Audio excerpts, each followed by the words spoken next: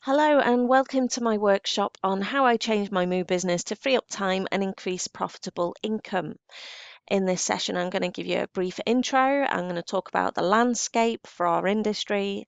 Then I'm going to show you where I was from a scheduling and financial perspective compared to where I am now. I'm also going to show you what the opportunities are, like where I could get to if I continue to grow.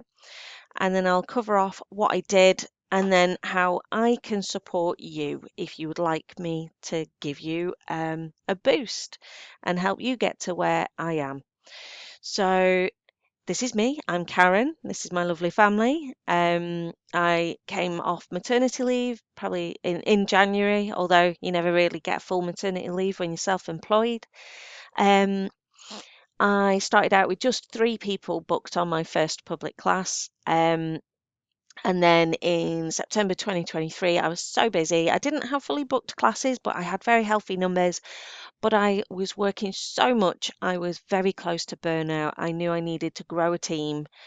And I also needed to look at my business and understand where on earth is all my time going and why aren't I getting more money for this? Um, so I did a big review of my business and the industry and came up with 3 objectives. I needed to simplify what I was doing and reduce that admin. I needed to focus more on profit generating activities. I needed to work smarter, not harder. And then I needed to rebalance. I needed to free up some time because let's face it, trying to fill your classes involves faffing around with social media on evenings and weekends. And I've got a young family. I want to focus my time on them. So, looking at the landscape, there are lots of risk factors out there at the minute, which may be affecting your class numbers. These were certainly affecting mine. So, low birth rates, it's a thing. It doesn't look like it's going to improve anytime soon. I'm hearing anecdotally of primary schools that are reducing their form intakes because there are not enough children to fill the classes. Cost of living is still an ongoing factor, so people's finances are being squeezed. Nursery fees have also gone up, so there's another squeeze there on parents' income. There's a culture shift. I don't know if you've noticed it in your area, but certainly in mine, a lot more people are leaning towards those Instagrammable, almost mummy's what brunch kind of activities. There may be a glass of Prosecco involved in that. Um, it looks wonderful and great for mum's mental health from a socialization perspective. However, I know how much effort and energy goes into events like of that nature. I have no appetite to do that. I could, but I don't want to. And then also funded hours are increasing, which I'm going to talk to you a little bit more about now. So in case you are hiding under a rock and have no idea what I'm talking about, funded hours. In 2023, all working families with a 3-year-old got 30 funded hours of childcare, which kicked in the term after their child turned 3. They announced in 2023 that in 2024, last year, they were going to expand those funded hours. So from April, that included all children aged 2 years old in working families, then got 15 funded hours, and that expanded in September to include all children over 9 months. And then this September coming, it's going to increase again. It's going to go up to 30 funded hours for all children over 9 months. And what that means for us, where historically we'd have seen parents and families rolling off at 12 months when mums went back to work from maternity, and again at 3 years old when funded hours kick in, it's now just all of them. So bit of an issue there for us as activity providers. If there are no families out there who are available to come to your sessions, it's a risk factor. Now this is great for nurseries, however they are also under pressure. So as these funded hours have rolled out, they're now facing demand like they've never seen before. Even with my own son, he was 3 months old. I contacted a nursery near mine, so that was in September, I think. Late August, beginning of September last year, I inquired at a nursery near mine. They had a wait list until September 2026.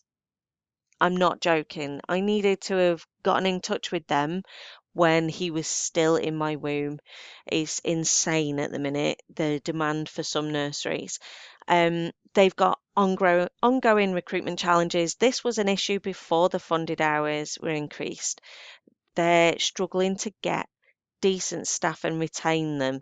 Um, it's going to be harder still for them because minimum wage and national insurance went up in April. Um, and then some other factors which will be issues for them is the previous government increased staff to child ratios, which means they can have more children per adult, but that's going to have a knock-on impact on quality and um, safety, safeguarding for those children because more children, less people. It's not really good. A lot of nurseries did kick back on that because of those concerns. But with the amount of demand that they're having, I think a lot of them will start to take advantage of that. And again, they're getting a lot more younger babies. So normally they'd get children that were 12 months old. Developmentally, it's a bit different having a 12-month-old compared to a 9-month-old. They're more capable, even though it's only 3 months different. They are a lot more capable. So this isn't going to be their strength. Creates an opportunity for us, however. So I did do a SWOT analysis. I will share this afterwards as a standalone thing so you can have a good read through it. I'm not going to dwell on weaknesses and threats, but from a strength, we are a license which it gives us a lot of freedom. We can pivot quite quickly and easily wherever we want, as long as it's within our territory, as you well know. So I think it just creates we've got a great strength there. And for many of you, you'll have established relationships with parents spreading over years. So it does create a reputation for you. And also, there's lots of brand ambassadors out there for you. So get them to help you grow this part of your business. There's opportunities there to tap into these nurseries and fill some gaps for them. So, where I was. So when I filled this in, it kind of took my breath away and I realized, yeah, no wonder I was pretty stressed and felt overworked. Um, just for context, my territory is on the other side of Manchester from where I live, so it takes me about an hour to get into my area. So I think it's always important to factor in that travel time because that's time you can't be working on anything else. Also, you've got to take into account the time it takes you to set up, clean between sessions, and pack up at the end. And you also need to feed yourself. So when you look at your scheduling, if you want to do a review, take a look at it from the bigger picture. On this as well, I'm also being quite prudent there with how much admin I was doing. This is assuming that I down tools at 5 p.m. That definitely didn't happen. I was still doing stuff in evenings and weekends as well. But for simplicity, this is what I've put on there.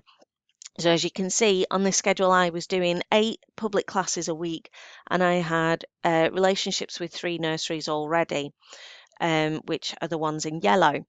So in total, actual delivery time was about 11 and a half hours, and that would generate me £725 a week in revenue. I've done really simplified expenses here. I've just taken into account rent. I've not taken into account anything else, just for ease of maths. But let's just say I was taking £615 a week after expenses. I know that is definitely a lot less than that. So I was working almost 30 hours a week. So it kind of works out at about £20 an hour. A lot less if you factor in those evenings and weekends. But yeah, time is energy and effort. I just don't want to work that out to show you. So I'm going to show you where I am as of February this year. This is what my schedule looks like now. It's a lot cleaner, isn't it? So I'm not actually delivering any of these public classes. Going on maternity leave was kind of a blessing in disguise. It forced me to hand over the reins with the delivery with some of this stuff. So I have 2 freelancers who are doing these classes for me, and they're a lot closer to all of my venues. I pay them for travel between their sessions and I pay them £17 an hour.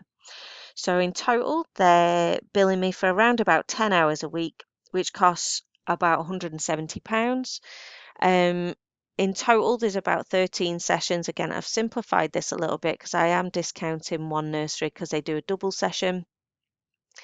But let's say that revenue wise, I take £520 a week. Now, if you recall on the other page, that's what I was getting from my public classes, doing 8 of those. Now, what I'm doing is these green bits. I'm doing admin. So I am, putting together class plans and doing prop management and contacting new nurseries, trying to get them on board. So once we remove my deductions, because I've lost all my overheads from rent and a lot of those finance fees and a lot of other stuff as well. So I take about £350 a week, which has jumped me up to £25 an hour. And I've halved the amount of hours that I'm working. Halved. And I'm definitely not doing anything in the evenings and weekends anymore. Even my husband has noticed. He said, I'm a lot more relaxed coming back to work from maternity than what I have been in the last 4 years or whatever.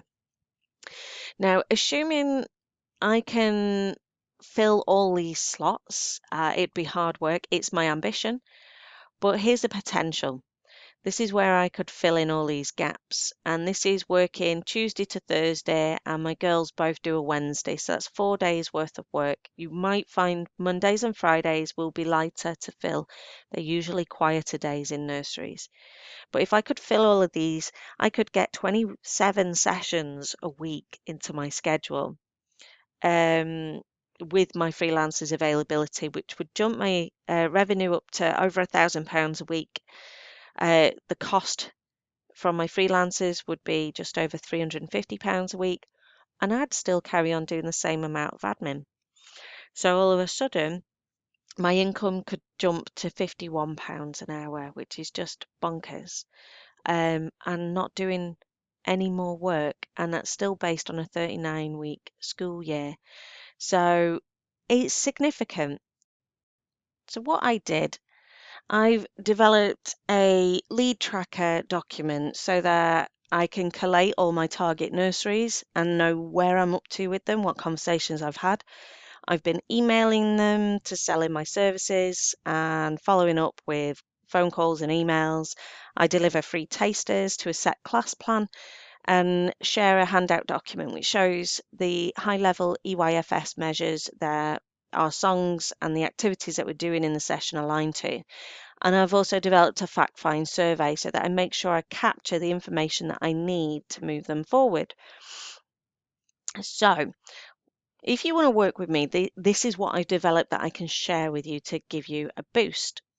I've developed templates, processes, and I'm going to provide practical tips. If you've never stepped foot in a nursery before, I will share with you the things that I've learned along the way so that you can fast track your delivery basically. I will also give you ongoing support with Q&A calls and access to a Facebook group. So templates wise, I've got pre-written emails that I was literally sending out yesterday. I will share my lead tracker as a template and all the follow-up emails, my taster class plan, EYFS, handouts, terms and conditions.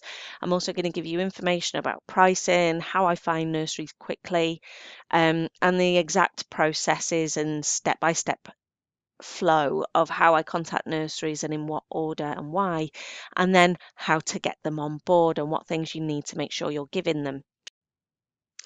So this is an investment for you. It's a course and it's self-paced, so you can complete it at your own speed, and you can even jump to the section that you want to know most about first.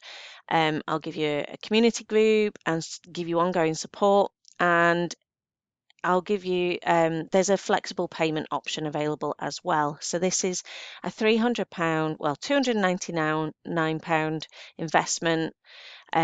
If you pay in one go, you can spread over 3 or 6 months. And it's worth doing because if you get one nursery on board, it will pay for itself within a month and a half. And if you get two nurseries on board, it's already reaped its return. So the link is below. I'll send you an email as well so you can have all this detail. But if you've got any questions, get in touch.